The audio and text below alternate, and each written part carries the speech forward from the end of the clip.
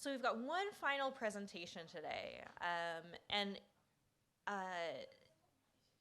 it represents the kind of collaboration that I hope that the CKSI would be able to foster. Um, you've seen examples today of how the CKSI is working with various community partners and community members. You've seen examples of the ways that students, both graduate and undergraduate students, are um, really an important part of the projects that we do with the CKSI. But something that I found myself missing was intellectual community. There's a way in which working in Patterson Office Tower on campus, it's the big, tall, ugly tower, if you've ever been there. I mean, working inside of it means you don't have to see it all day, so there's that. But when you're in the big tower, you only see the people on your floor, and those people are people in your department. And thanks to COVID, your door has been closed for the last few semesters. You don't really see much of anybody at all. And so you're sort of literally siloed in a giant silo. And you don't get much interaction with any of the other brilliant people on campus. For example, it turns out the librarians were like a 5-minute walk away this whole time. I just had to take the elevator and tippy toe down to special collections. They've been there doing amazing work this whole time. So I wanted to, with the CKSI, find a way to support my colleagues, not just in the College of Arts and Sciences, but in other colleges on campus, and to collaborate across disciplines, to get folks who already are doing research, just using different methods with a different focus, to get them to engage with the history of slavery in Kentucky, and to get sort of the experience of building community really across modes of inquiry. I first met Crystal Gregory when we first got to campus, almost 7 years ago now. And we were sort of huddled at the orientation table for people who weren't scientists. It's like a lot of mathematicians and scientists. There's some like media people, and I was a historian, and Crystal is in fine arts. And so we chatted, and we managed to stay in touch, which is sort of a tough thing to do on a campus like ours. Like I said, it's not really an ivory tower, it's like a gray concrete tower. I'm in the big gray concrete tower, and she's in the fine arts college that is both close and far away, depending on how you look at it. And over the years, we chatted, and I talked to her about this project I was doing in Kentucky. And the thing about Crystal is that she's a fiber artist. And I didn't actually really know what that was until I met her. But picking up context clues and not letting on about my ignorance and a couple key Google searches led me to her fabulous work with fiber. And yesterday, in Dr. Myers' talk, today in some of the documents we've been talking about, fiber is a central piece of the story of enslaved people here. When enslavers came over the mountains, fully hoping to replicate vast plantation agriculture, depending on where they landed, they met with some significant challenges to the cash crops they hoped to grow. And one of the places that Kentuckians turned was hemp.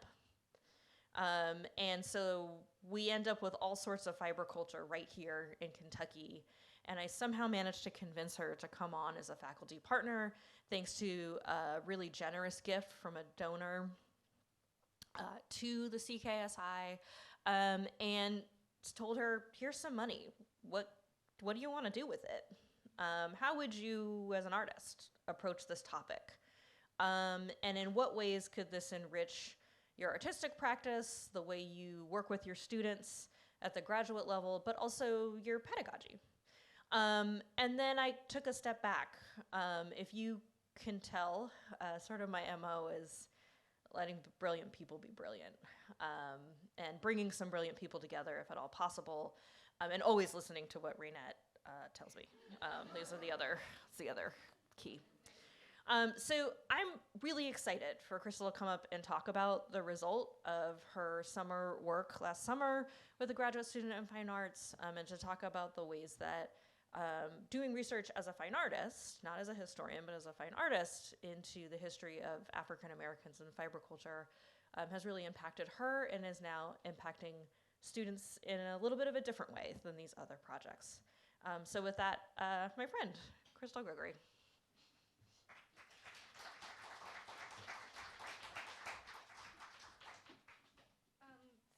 Hi.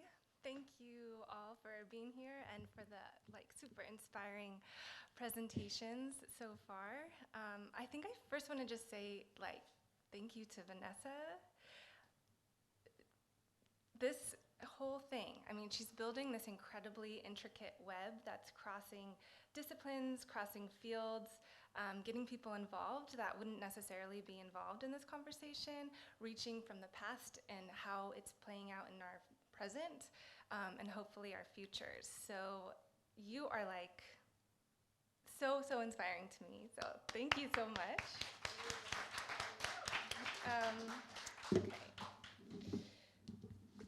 So I first wanted to sort of introduce myself a little bit. I am a cis woman of Northern European descent who grew up in Southern California and spent most of my life in Brooklyn, New York, most of my adult life in Brooklyn, New York. I'm an artist, I'm an educator, I'm a collaborator, and I'm a mother of a super cute kid whose favorite place is the library, so he's upstairs right now. My studio practice works at the intersection of architecture and weaving. So I'm a weaver, I'm a builder, I'm a maker. My teaching practice really is interested in material and material histories and their relationship to craft, and craft residing from sort of the beginning, at least in the US, within a very feminist context and perspective. So I introduce myself in this way, not only to kind of tell you a little bit more about me, but to show you that slavery in Central Kentucky is not the center of my research practice. And in fact, I see myself much more as a facilitator or a conduit to help support student-led research. And I believe this research is essential to really understanding contemporary life and social structures, political structures, and what's really happening in contemporary culture. So I think I can work this. Maybe. Oh, that's the pointer.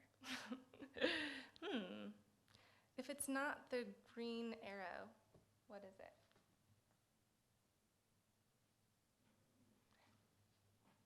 Should I just change positions? No. Okay.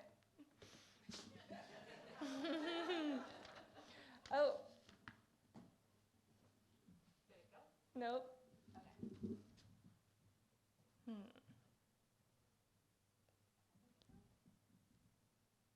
So I'm an analog. I'm a weaver. Did I say that yet? There you go. Did you press the button, Vanessa? Yeah. Okay. So I wanted to start this this kind of talk with a quote from a really, I think, lovely piece of writing called Notes on Craft and Collaboration, and it's written by Sonia Dahl, Jovencio de la Paz, and Stacey Jo Scott. And I love this quote because I feel like it really allows us to start from a really poetic point of view of material.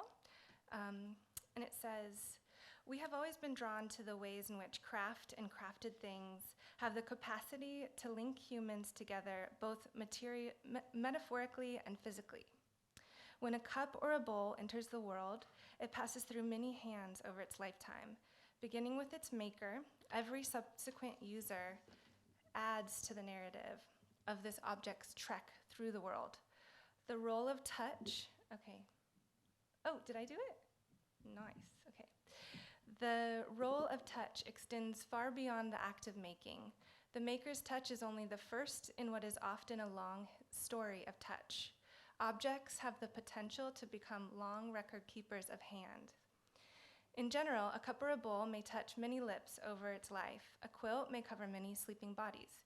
Yet over the course of both a quilt and a cup, they're changed, drawn away from the ideal state generated by the maker, and the users become a collaborate with the maker or a protracted manipulation of the object. At times, the essential gravity of a well-made thing comes from the fact that it has been well loved. The user's touch may one day outshine the maker's touch, and any object, handmade or not, can be subjected to a special illumination of body's contact. It's sometimes hard to throw away a loved one's shirt, not because of any significance placed there by the maker, but because of an inexplicable and fundamental energy left in the object by the life of the user. Every individual collaborates in a slowly asserting identity of all their things, whether they are consciously aware of it or not.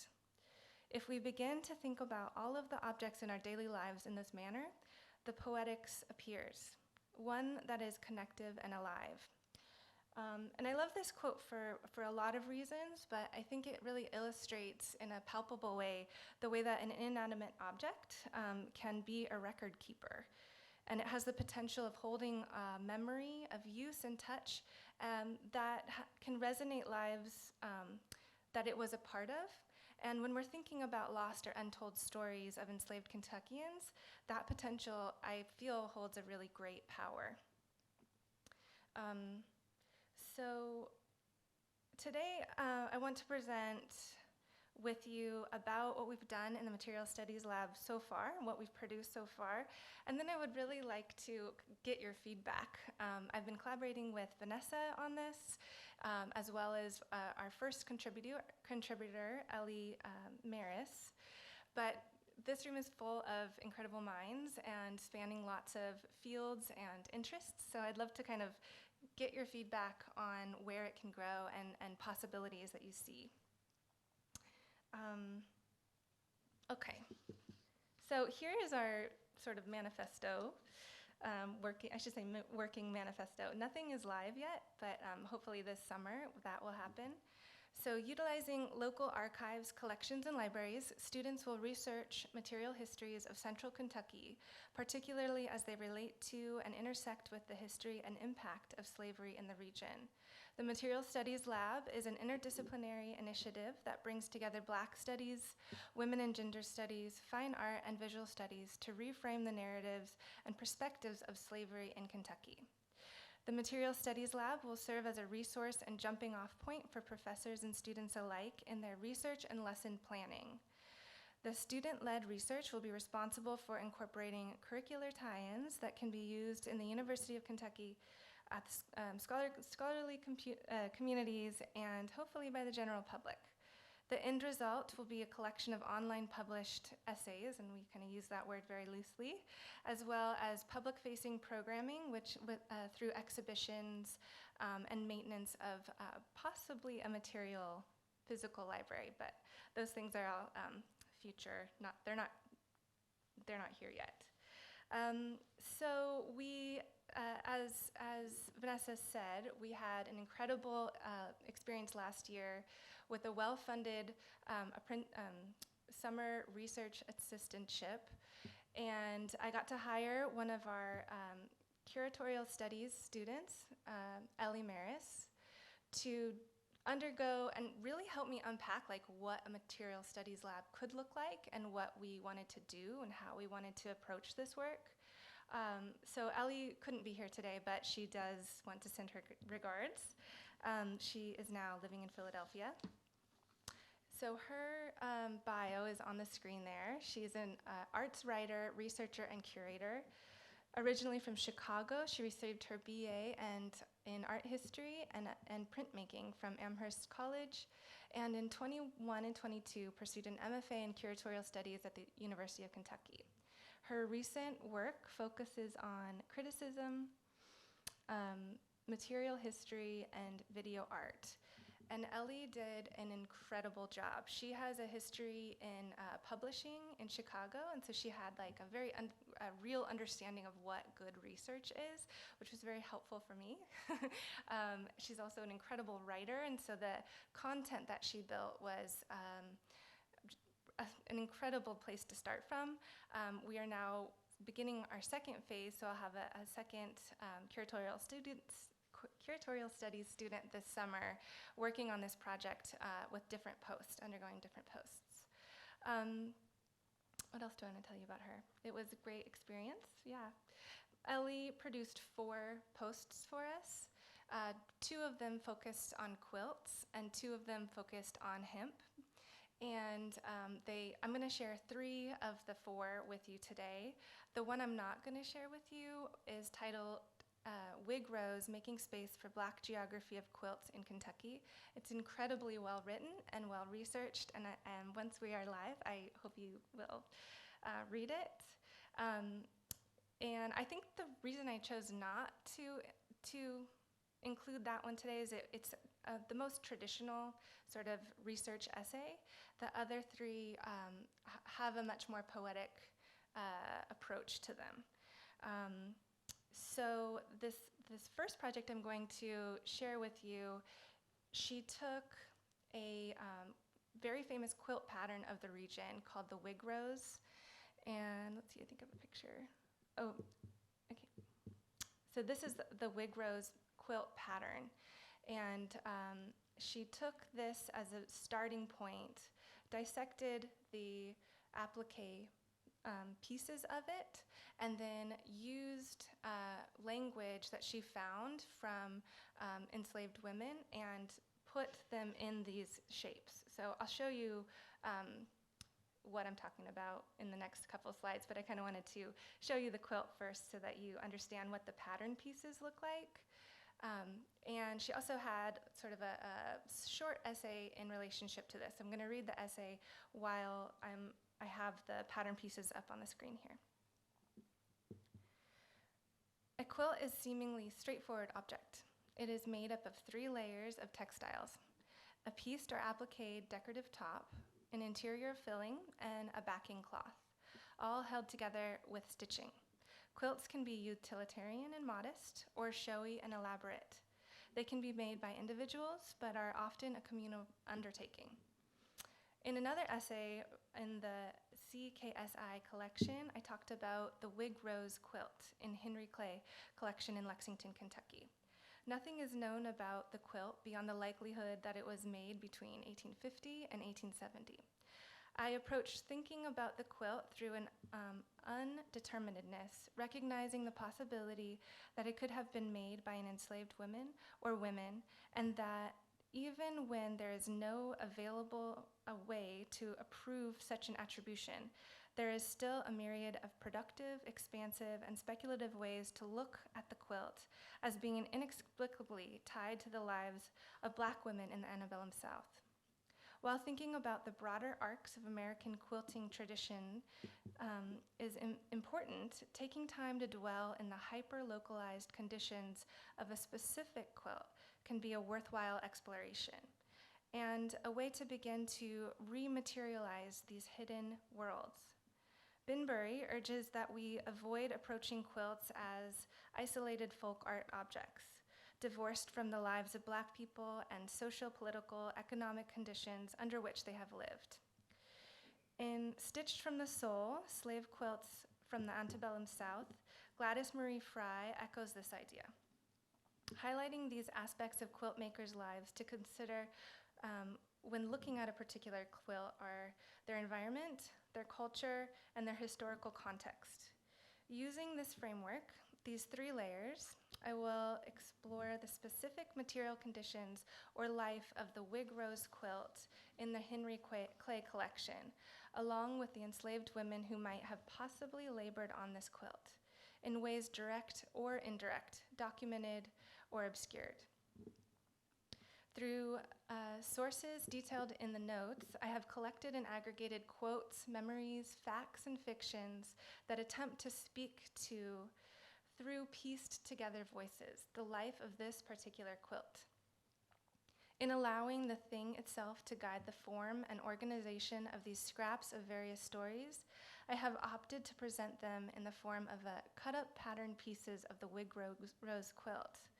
While printed patterns like these did not exist in the 19th century, their present-day accessibility makes apparent how inventive and resourceful the making of quilt patterns had to be, how arduous it was for patterns to travel and evolve as they did, and what a skilled undertaking quilting was and continues to be.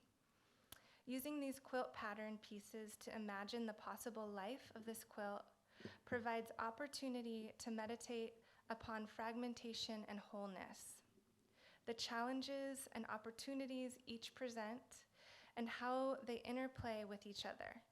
Lowe characterizes the type of meditation this type of meditation of history as hesitation, a refusal of the privileged act of recovery and recuperation that so many projects addressing slavery and colonialism undertake. While there is value in that approach, she suggests that seeking recovery and recuperation of linear narratives may too closely align with the violence of the initial erasure. Instead, by hesitating, residing in the possibility and reflection, we can supplement forgetting with new narratives of affirmation and presence. Lowe concludes her remarks beautifully, saying, "Hesitation may provide a space, a different temporality, so that we may attend the meanings of slavery and freedom in our critical projects and reckon with the connections that could have been there but were lost and are thus not yet, before we conceive of freedom yet to come." So what I love many parts of this piece that was produced for the Material Studies Lab. I think that the language of hesitation, the idea of piecework, the allowance of this to not actually be a quilted piece. It has potential to become, but it's still fragmented. And allowing that space to live in fragmentation, to understand that we will never know. But the work is kind of being, I guess, is what I want to say. So that one was titled Life of a Quilt. The next post that I wanted to introduce to you is titled Container Technologies of the Bluegrass, Hemp History and Heritage. And she did a ton, Ellie Maris again, did a ton of work into hemp and its presence within the economic and kind of agricultural center in Lexington. But I think what I love about this essay is that she defines it as a container, and she's using that the idea of a container to be far-reaching, to reach from the hyperlocal into lots of other places. So I'm not going to read the whole thing of the container technologies, but I just wanted to read a synapse of it. So this is it. While engines are thought of as active, things that output energy, movement potentiates change or transformation.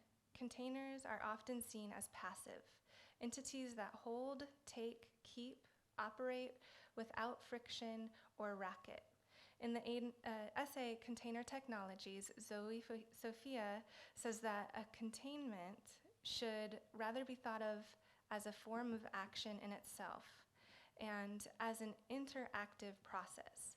She characterizes containers as an unobtrusively and incrementally ordered space, which can be taken for granted as a background for other activities. Looking at Lewis Mumford's discussion of machines and tools in his book Techniques and Civilization, Sophia outlines 3 ways containers can be considered: as utensils, apparatuses, and utilities. These definitions of containers and containing can serve as a framework for thinking about the centrality of slavery and its implications in the antebellum Kentucky hemp industry. This reframing of hemp as an active container can also be used to better understand the connective relationships between various aspects of Kentucky's cultural and economic identity.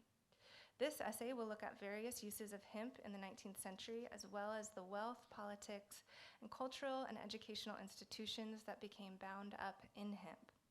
Instead of approaching these connections as a thread running through history, they will be presented through the dimensional interbeing notion of containment.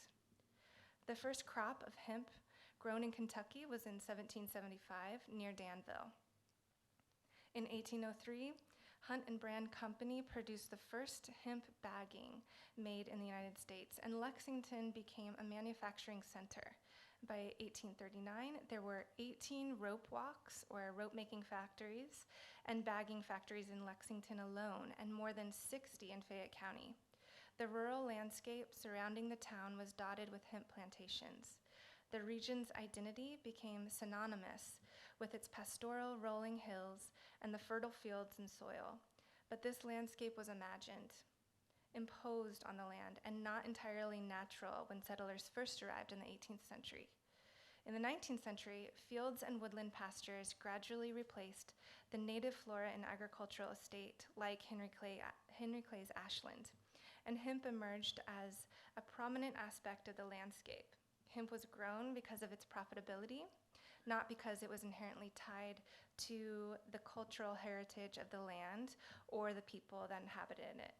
And what made hemp so profitable was the fact that forced unpaid labor from enslaved African Americans was used to grow, process, and manufacture it.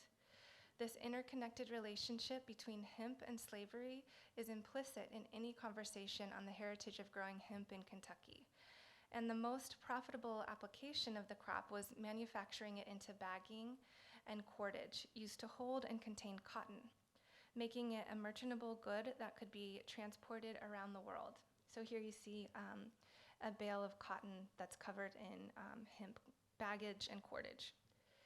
By 1844, approximately 40 million pounds of hemp were manufactured in Kentucky, and 95% was processed into cotton bagging and baling. Contained within every 300-pound cotton bale was 15% hemp. And once bagging was used, it was never practical to use it again, as new bagging could be bought just as cheap and was impossible to use the old bagging, thus creating ever-increased demand. When Hunt started manufacturing these hemp goods in 1803, he also established trade routes in both the North and the South, routes that were used for goods including trading enslaved people between Kentucky and Lower South, namely New Orleans. In A History of the Hemp Industry in Kentucky, James Hopkins sums it up as such: without hemp, slavery might not have flourished in Kentucky. James Hopkins flourished in Kentucky, since other agricultural products of the state were not conducive to the extensive use of bondsmen. Returning to Sophia's 3 types of containers, utensils are the first order of categorization. Utensils are, at the simplest, things we put other things in. Containers of this type are prone to being regarded as an extension of their users. They tend to relate to people, their bodies, and identities in ways that are immediate and intimate. In addition to cotton bagging, hemp was also woven into fabric for many other uses, either at home or in textile mills. Prior to the ascendance of cotton in America, hemp was widely used to make clothing. One of the first standardized uniforms forced upon enslaved people was made out of indigo-dyed hemp cloth. A common fabric was made from hemp or flax, was also commonly used in clothing for enslaved people, along with broadcloth. This type of fabric was usually coarse, durable, and purchased cheaply in bulk to keep costs low on plantations. It was likely uncomfortable to wear and work in, and could be irritating to the skin, especially when working in the heat or outdoors. Clothing like this was also used to reinforce the power structure of slavery. It removed individuality, impinged upon the body in ways that were afflictive and limiting. Much of what historians know about this type of clothes enslaved people wore come from the ads and newspapers describing those who had ran away, seeking freedom. Beyond hemp containing cotton, the commodity that expands the demand for slavery in the bluegrass, hemp also contained the agents of its inhabitants, enslaved people. This coarse fabric also acted upon these bodies by being ill-fitting, itchy, rough against the skin. It was a container of constant reminder of their bondage. Clive Gamble is a contemporary scholar of prehistory who also persists that our conception of the past history is bound up in the idea of the container. In his book, Origins and Revolutions, Gamble approaches studying material history through the two categories of instruments and containers, to bring out the metaphorical use of material culture to express hidden processes that are understood through bodily experience. Gamble imbues containers with the symbolic force of the body and embodiment. By studying material objects that relate to bodily experience, one can better arrive at the idea of the material culture in which a person lived in history, a reality that is, in the case of prehistory or situations like slavery, not always available to us in the present. So that's just a short section of Ellie's essay defining hemp and hemp as a container apparatus, as defined by Zoe Sophia. And to me, this essay is hugely successful in painting a picture of hemp as a physical and material connector to what it was like to be a hemp worker, and not only the physical processing of this material, but the container of the body. And to me, that felt experience is the thing that, I don't know, as a material person gives me shivers. Like I feel it. So this last post that I'd like to share with you is called Hemp Blackout. And I'm going, like I did with the quilt pieces, I'm going to have them show you what they look like and read a little bit about where they're coming from. So there's a series of 7 of these blackout poems that Ellie created surrounding her research in both hemp and the Henry Clay estate. A blackout poem, if you are not aware, is a very simple structure consisting of blacking out pages of text.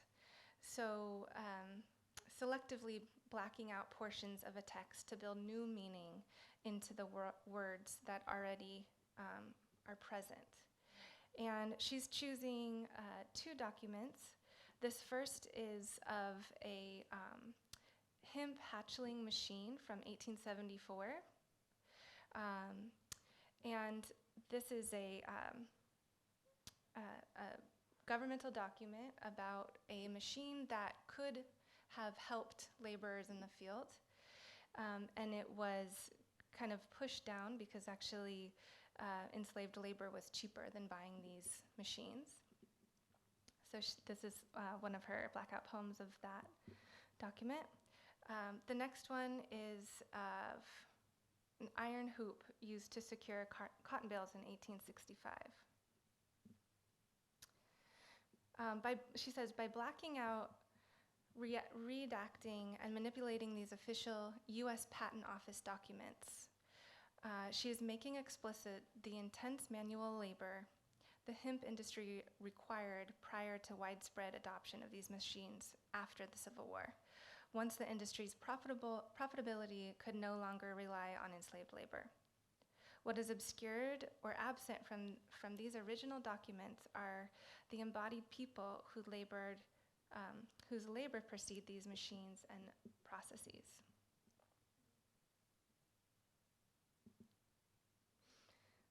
So the next 5 are taken from Henry Clay's famous speech addressing Congress. And Henry Clay was known as the Great Compromiser, but many of these compromises dealt with slavery. And though he admitted to slavery being a great evil institution, his policies often resulted in the strengthening and expansion of slavery itself. So again, she's using the form of blackout poetry to kind of give new meaning to Henry Clay's language and words. So that is what I have for you today. And again, like, I would love to open it up to you and see if you have any insight into how this project could grow. We are, in the School of Art and Visual Studies, and I've been working with some really lovely curatorial studies students. But the way I envision this is to not only use in my classroom, but how, there's so much overlap into the materials that we're actually looking at. So maybe agriculture or libraries or deeds or, yeah, that's what I have for you.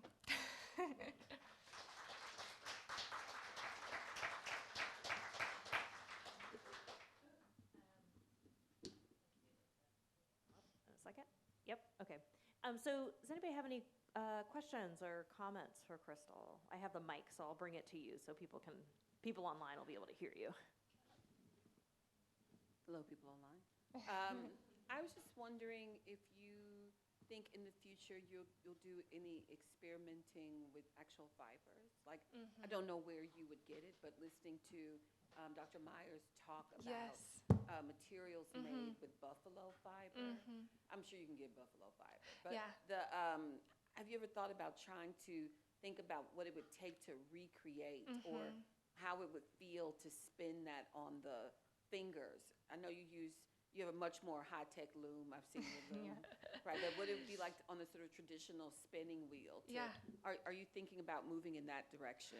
Definitely. I think the way that we've set up so far is I'm really just trying to build scaffolding for students and to kind of allow student interest to lead this.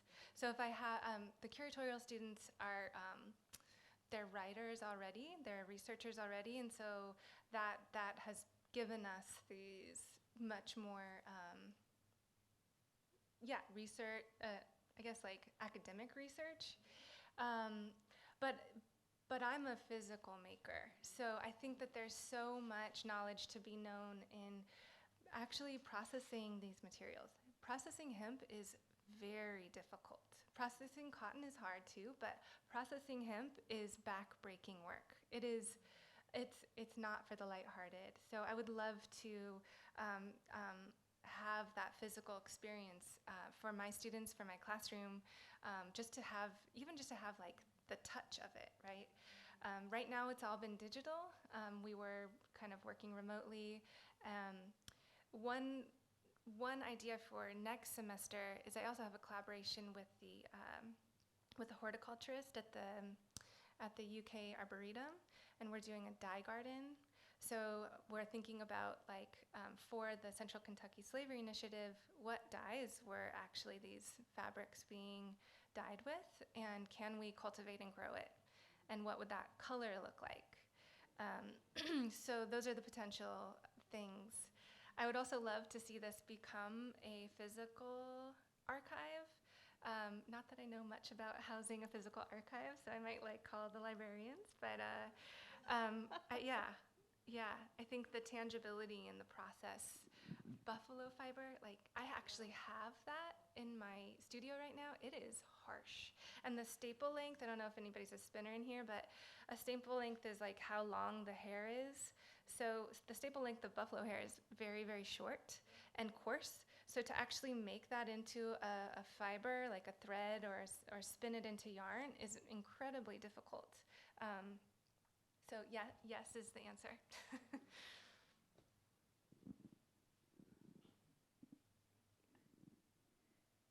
So I'm very curious about the poem from Clay's speech. I wonder if you have the text of it.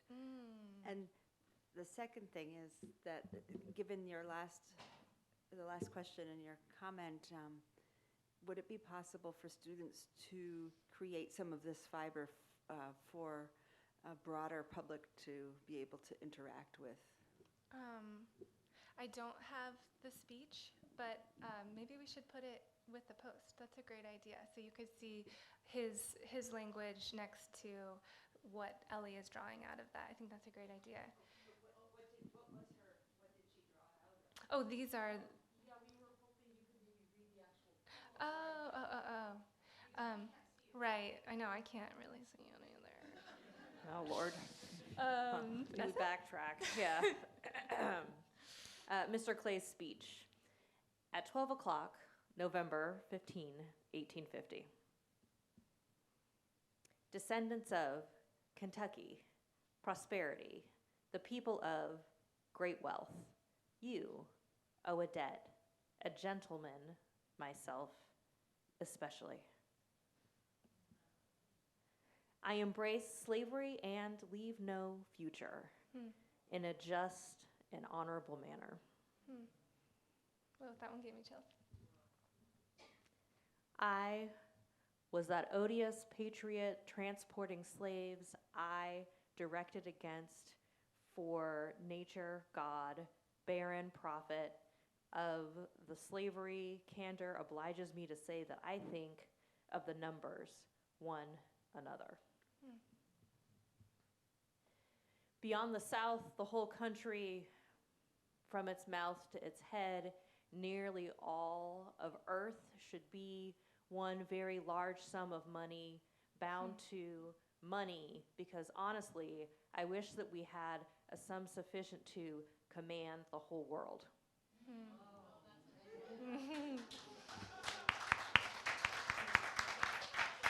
And maybe I just want to connect this back to kind of the inverse of that quilt piece, right? So like there is like this space and the separation. And then talking to something that Dr. Myers brought up yesterday is like, these are the documents that we have. These are the documents of the oppressor. So they are not the words, right? They are not, they're the projection of an emotion, but they're still being taken from Henry Clay, who is a loaded person. And then to flip that back to like what this quilt project, you probably couldn't read that either, I guess. Let's see. These pattern pieces are quotes from women. Some are fictionalized, but some are found. And I think they do kind of the opposite, or the similar idea, a similar thing, but in opposite ways. Yeah.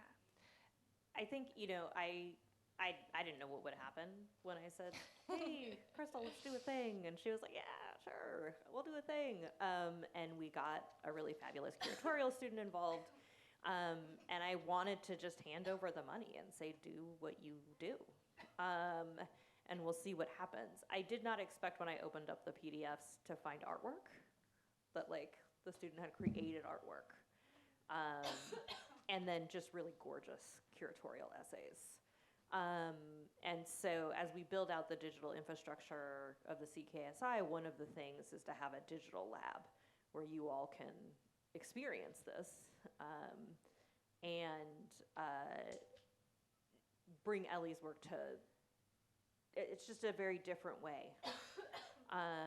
Yesterday Dr. Myers really leaned into and trusted the silence in these documents. And one thing that artists and makers can give us is a little taste of the experiential and filling in blank space.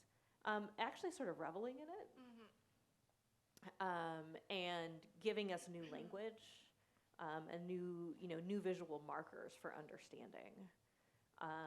And so I, of course, think it's essential to recovering this history. I think I want to add to that too, excuse me, that I think it's going to be key in this project to, excuse me, build off of Ellie's work, but then also allow space for students to re-remember, because it occurs to me that a student from 2023 is going to have a very different perspective than one from 1980, right? So like allowing a space for them to lead and bring their own understanding and their own biases, their own platform, and do that work. Like one of the presenters was talking about how hard it is for the students to read these slave ads, right?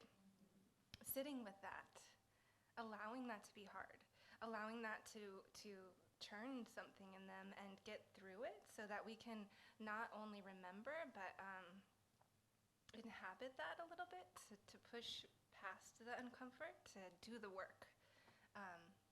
That's the goal, I think. Yeah, Elena, we have time for one last one, and then I'll close us out. Thank you. Everything today has been amazing, but I really enjoyed your talk as well. I'm an archaeologist, so I dabble in material culture a lot as well. And one thing that we very rarely find in archaeology is fabric. Textiles don't last very long in soils, but we find straight pins and buttons and sewing needles and scissors. Yeah, the things that contain the fabric and the things that people use and handle in the making and repairing of that fabric. So this is, filling in the gaps. I think everything today is helping us all see how we can fill in different gaps. But as somebody who also has a little bit of knowledge on museums and material repositories, in spaces that don't always make those materials engaging in the way that you just have for us, even though we want to in museums and as archaeologists. But I love the idea of playing with how the digital space can be an arena for bringing all of these together. I guess this isn't really a question, but maybe we should hang out. Yeah, I would love that. Thank you. Yeah, thank you. I agree. I mean, I feel so grateful for the work of the historians and everybody who's doing this deep research and not maybe allowed or not granting themselves that poetic connectivity, but I think that it's so cool that this Central Kentucky Slavery Initiative is spanning into all of these different fields so that we can all play and add to it. So again, thank you, Vanessa.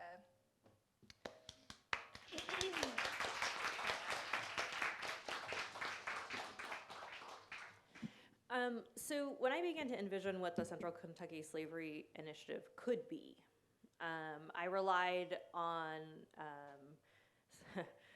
I didn't get a lot of material inheritance from my ancestors, but one thing that I did get was living in possibility. That if you spend a lot of time thinking about what might have been probable for our ancestors, you're not going to get very far. But when you get into these sources and recognize what was possible, you begin to move in the present in a different way. A lot of times when people hear the word slavery, somebody earlier asked about pushback, they think it forecloses possibility. They think it shuts down possibility.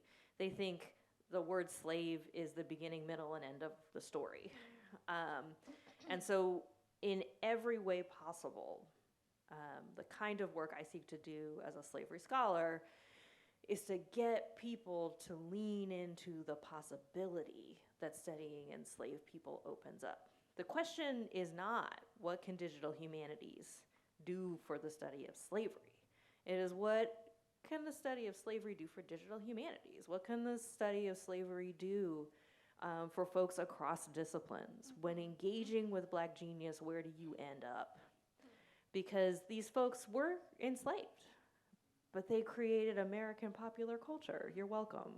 They created they created our music, they created our art, they created our dance, they did that up from nothing, right?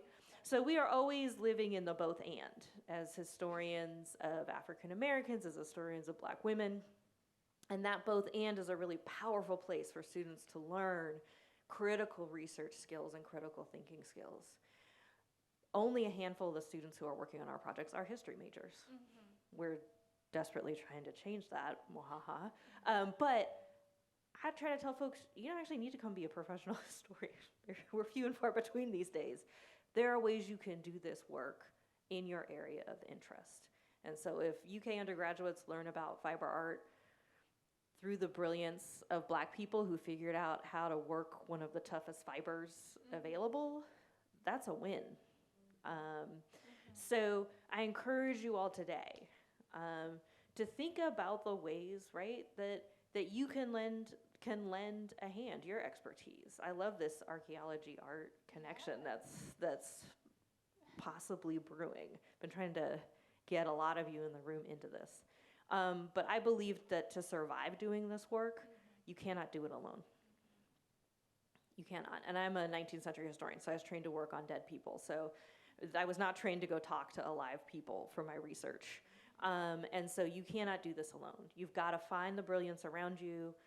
You've got to get folks together. And then sometimes you just got to let those other people be brilliant. So thank you all for engaging with this work today. Thank you for taking time on a Saturday to learn about what we're up to. And please keep an ear out because we are charging ahead. We'll have plenty of opportunities for collaboration. And again, you don't have to change who you are or what you're most interested in to lend your hand to this very, very important work. So y'all have a beautiful, wonderful rest of your weekend and your Saturday, and thank you for spending some time with Possibility and the Central Kentucky Slavery Initiative today.